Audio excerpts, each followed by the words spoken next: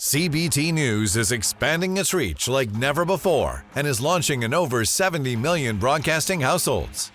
Whether you have Roku, Apple TV, or a mobile device running on Android or iOS, you can now enjoy our engaging, in-depth interviews with dealers, automakers, trade associations, best-selling authors, motivational speakers, and so much more, whenever and wherever you are. Simply search CBT News in the App Store of your smart TV.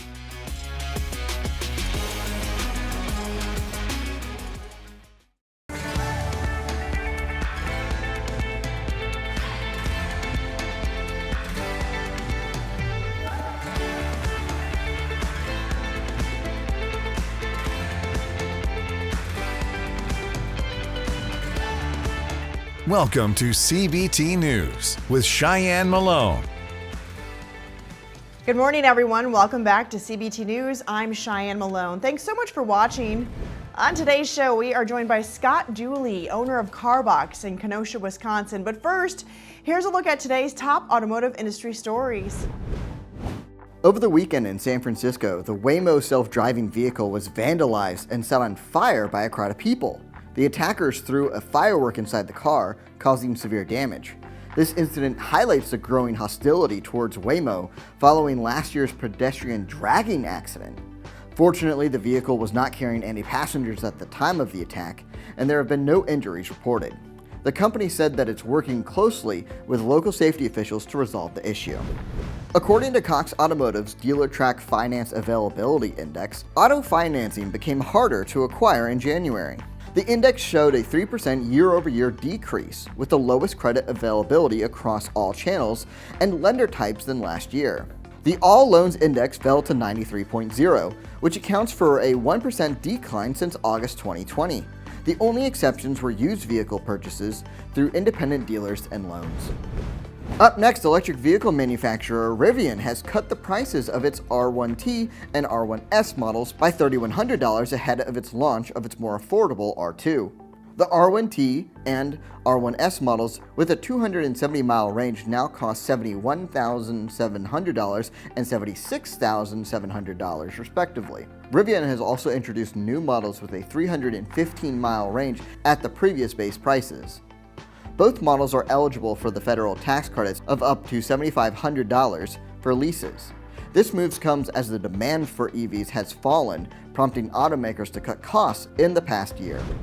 Kia's commercial for its EV9 electric SUV during the Super Bowl was one of the most successful automotive ads, according to Edmunds. The ad helped to shift the perception of Kia's brand image and resulted in a significant increase in consumer interest.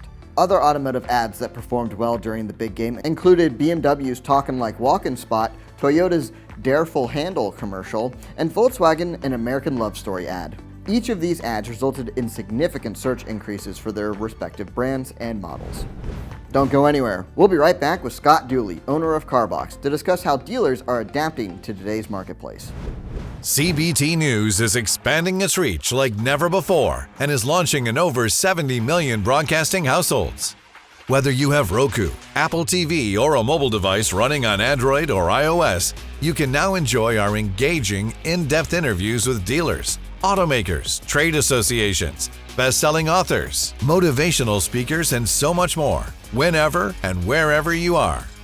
Simply search CBT News in the App Store of your smart TV.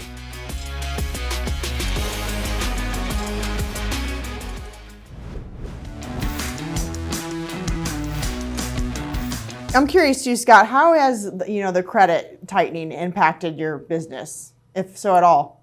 So here's the deal, right? We're a subprime mostly dealership.